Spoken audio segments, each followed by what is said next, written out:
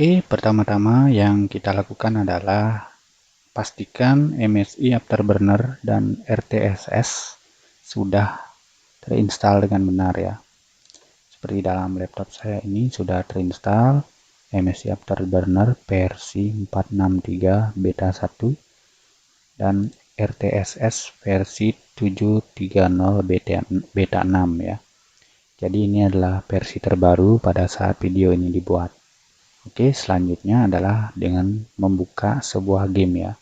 Jadi di sini saya akan membuka sebuah game jadi agar kita bisa memantau secara langsung OSD-nya. Jadi kita harus membuka sebuah game ya. Oke, kita buka gamenya. Usahakan game terbuka pada mode window ya. Mode window sehingga nanti lebih gampang di dalam kita menavigasi ya, pindah-pindah antar aplikasi.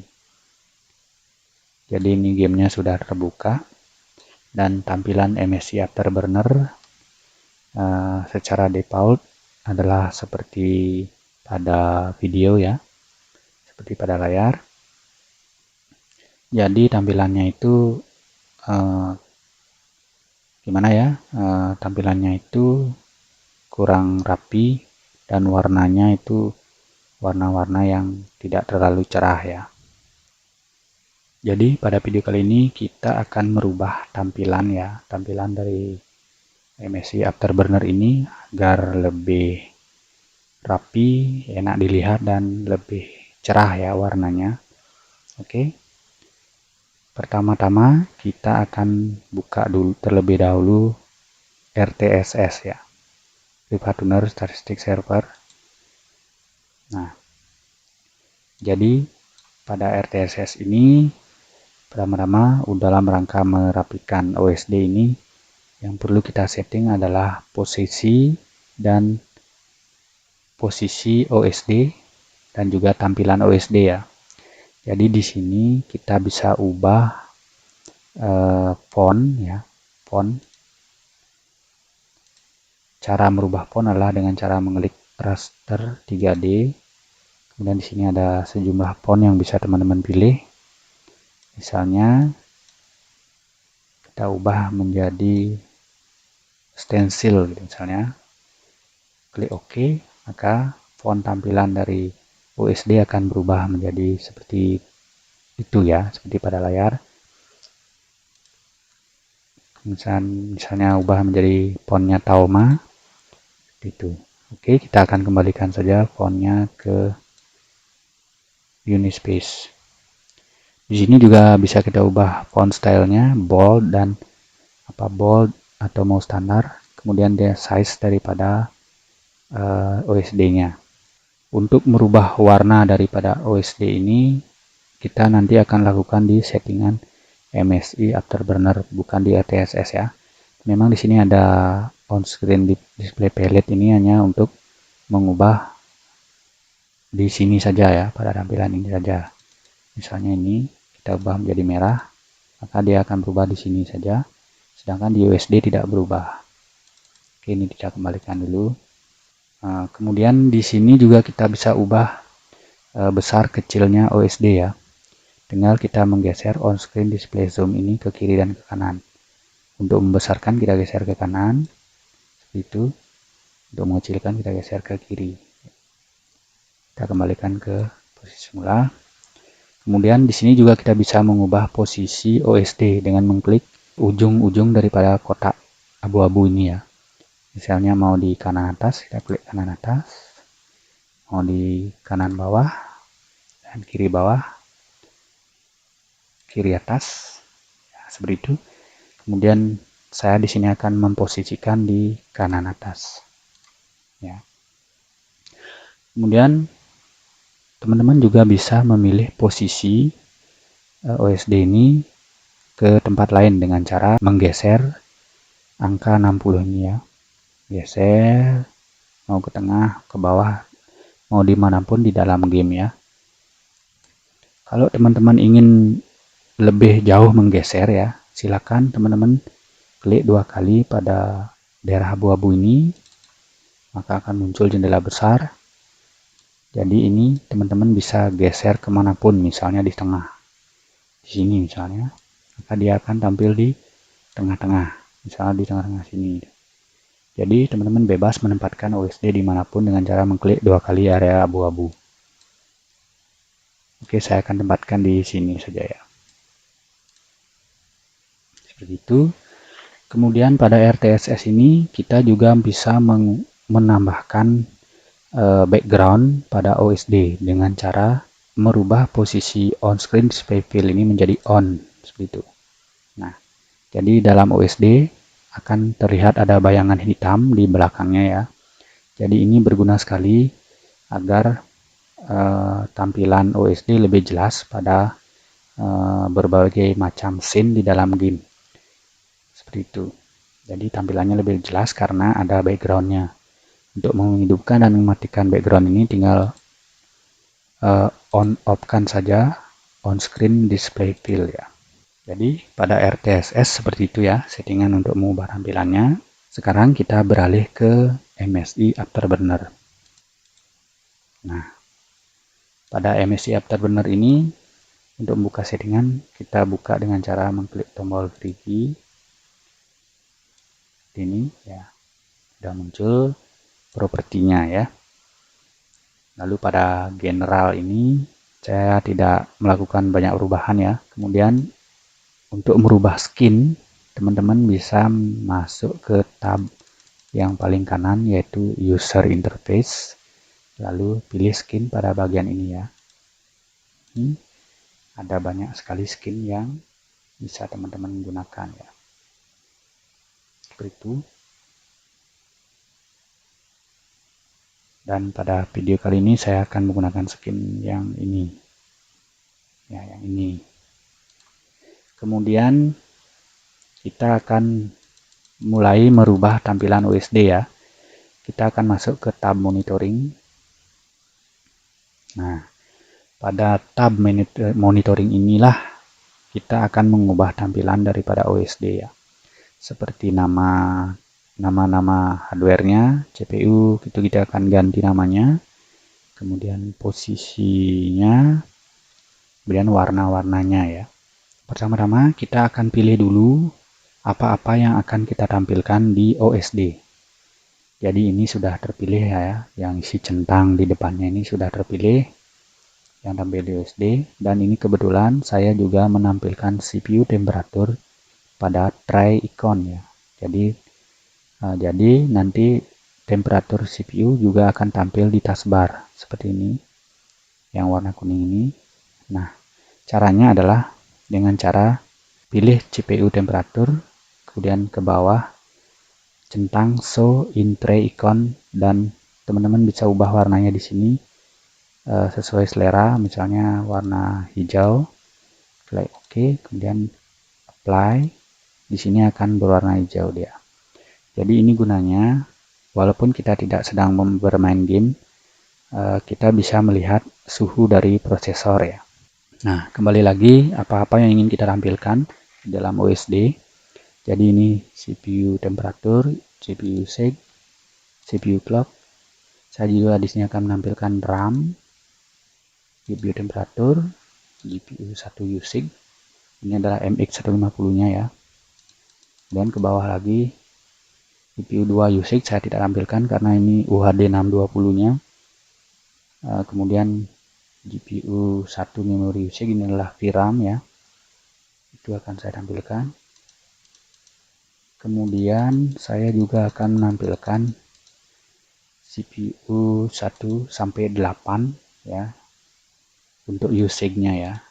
Penggunaan prosesor, penggunaan ke-8 thread-nya saya akan tampilkan. Saya sudah centang semua dan saya juga akan menampilkan frame rate ya. Lalu saya klik play, maka terlihat di OSD ke-8 thread penggunaan dari ke-8 thread daripada CPU. Terlihat dalam OSD ya, kebetulan gamenya ini mungkin run menggunakan UHD 620 ya. Jadi GPU 1 itu 0C dia, 0% ya. Jadi game PS13 ini tidak menggunakan MX 150-nya ya, karena terhitung sebagai game ringan ya. Memang sengaja saya setting seperti itu. Kemudian, nah selanjutnya adalah merubah layout ya. Untuk merubah layout, teman-teman bisa masuk ke pada show on screen display. Di sampingnya ini ada titik 3 ya, klik sekali maka akan muncul jendela kecil lagi ya. Jadi nanti aktif layout selection, saya akan ganti menjadi modern web ya.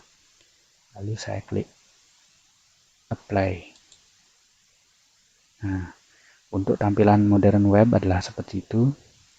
Saya akan pindah dulu ya MSI Afterburner-nya biar kelihatan.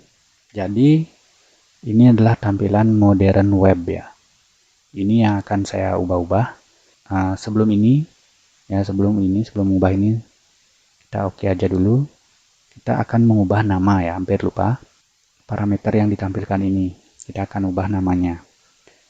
Yang pertama adalah CPU temperatur. Kita akan ubah namanya, pastikan sudah terpilih ya, pilih CPU temperatur, kemudian masuk ke bawah, override group name kita centang, lalu kita ubah menjadi namanya di sini ya. Jadi di sini namanya CPU, defaultnya saya akan ubah menjadi CPU C seperti itu. Lalu saya klik apply ya. Pada OSD sudah berubah.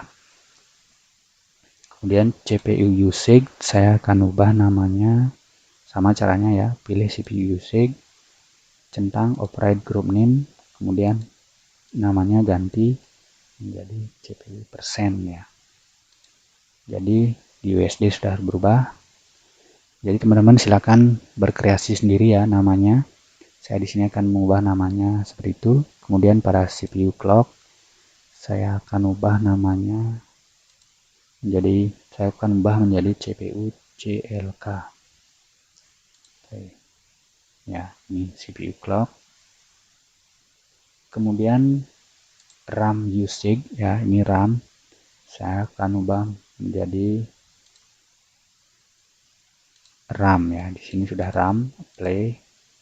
Kemudian GPU 1 temperatur saya akan ubah menjadi MX 150C ya. Kemudian GPU 1 usage saya akan ubah menjadi MX 150% ya. Kemudian ke bawah GPU 1 memory usage saya akan ubah, centang dulu upgrade namanya, saya akan ubah menjadi VRAM karena ini memang VRAM ya. Play ya. Kemudian ke bawah lagi GPU thread 1-8 usage saya tidak akan ubah, saya biarkan seperti itu. Dan frame rate ya. Pada frame rate ini saya tidak akan mengubah namanya ya, karena untuk frame rate ini biasanya menampilkan D3D9 kayak ini ya, D3D9, D3D11, D3D12 atau Vulkan. Jadi kalau saya ubah namanya misalnya menjadi kita cari dulu frame rate ya, frame rate. Kalau kita ubah menjadi FPS seperti itu, maka dia akan berubah menjadi FPS, tapi nanti jenis gamenya tidak akan kelihatan ya. Jadi jenis gamenya maksudnya ini gamenya DX11, DX12 atau Vulkan, nanti terlihat di sana ya. Kebetulan game ini adalah DX9, jadi kelihatan D3D9 seperti itu. Jadi nama ini tidak akan saya ubah di frame rate-nya. Nah, itu tampilannya. Kemudian barulah kita akan masuk ke layout ya, untuk mengubah warna. Untuk masuk ke layout, silakan teman-teman klik klik 3 titik ini ya. Nah, maka akan muncul jendela kecil. kita pilih modern web, ini biarkan saja karena memang tampilan ini adalah modern web. Nah, sekarang kita akan mengubah warna-warnanya ya. Jadi kita akan ubah pada color library ini ya. Yang hijau tua ini adalah MX150C, persen dan piram. Kita akan ubah dengan cara mengklik 2 kali. Kita akan ubah menjadi hijau terang. Dan klik OK, lalu apply. Jadi akan menjadi warnanya hijau terang ya. Lalu pada color 2 ini, itu CPU yang warnanya biru pada OSD ya. CPU itu CPU clock, RAM, CPU persen itu yang warna biru akan kita ubah. Klik 2 kali menjadi biru terang. Oke, klik apply. Itu. Kemudian yang warnanya ungu ini adalah frame rate atau DirectX 3D 9 yang di bawah itu. Saya akan ubah menjadi warna kuning. Apply. Nah, untuk yang merah ini adalah alarm ya. Kalau misalnya overheat, dia berubah menjadi warna merah, kita biarkan saja. Kemudian yang nomor 4 ini adalah value daripada IPS ya. Ini adalah IPS. Kita ubah menjadi warna kuning saja. Ya, IPS-nya sudah warna kuning. Dan yang abu-abu dan putih ini kita coba ubah yang abu-abu ini menjadi apa namanya? Ubah menjadi merah. Maka yang berubah adalah backgroundnya ya. Jadi color 5 ini adalah background. Saya akan kembalikan ke hitam ya. Itu. Ini adalah warna background. Ini abu-abu dan opacity-nya bisa kita setting juga ya. Warnanya misalnya kalau full 100% dia akan benar-benar hitam ya. Jadi backgroundnya atau fill-nya benar-benar hitam. Saya akan kembalikan ke opacity-nya ke 50% ya. Oke, warnanya hitam tetap. Nah, itu. Kemudian yang putih ini kita coba ubah ya. Saya juga belum tahu apa ini yang putih ini. Kita ubah warna kuning coba. Oh ya, ini adalah background dari tulisan yang di atas dan di bawah itu. Jadi kita ubah aja, kembalikan ke putih ya. Itu. Nah, yang coklat atau oranye ini adalah warna dari nilai atau value-nya ya. Kita ubah menjadi putih ya. Putih. Ya. Nah, biar kelihatan ya. Apa namanya, biar terlihat jelas ya. Itu. Nah, itu adalah warna-warnanya. Kemudian saya akan merubah tulisan guru 3D dan yang di bawah itu karena itu terlalu banyak memakan tempat. Jadi untuk merubah itu masuk ke separator ya teman-teman. Separator. Jadi pada prolog yang di atas ini saya akan ubah namanya menjadi nama saya. Ya. Itu. Nah, sudah. Kemudian yang di bawah pada epilog yang paling bawah ini ya. Saya akan ubah menjadi subscribe ya. Oh ya, teman-teman jangan lupa subscribe ya channel ini kalau dirasa bermanfaat dengan tanda suruh 3 biar lebih meyakinkan ya. Subscribe. Ya, seperti itu. Ya, sudah agak rapi ya. Kemudian selanjutnya adalah kalau kita perhatikan pada OSD terlihat ada jarak antara CPU-C dan CPU persen. Dan juga jarak antara CPU persen dan CPU clock itu kita akan ubah di grup separator ini ya. Berarti saya akan hilangkan yang ini yang di atas. Ya, seperti itu ya. CPU-C dan CPU usage-nya merapat ya, lebih bagus. Kemudian yang lainnya saya kira sudah ya. Oke, teman-teman. Jadi seperti itulah caranya kita merapikan tampilan OSD pada MSI Afterburner ya. Jadi teman-teman bisa berkreasi sendiri ya. Oke, demikian video ini. Mudah-mudahan bermanfaat. Jangan lupa dukung terus channel ini dengan cara like, subscribe, dan share. Oke, terima kasih.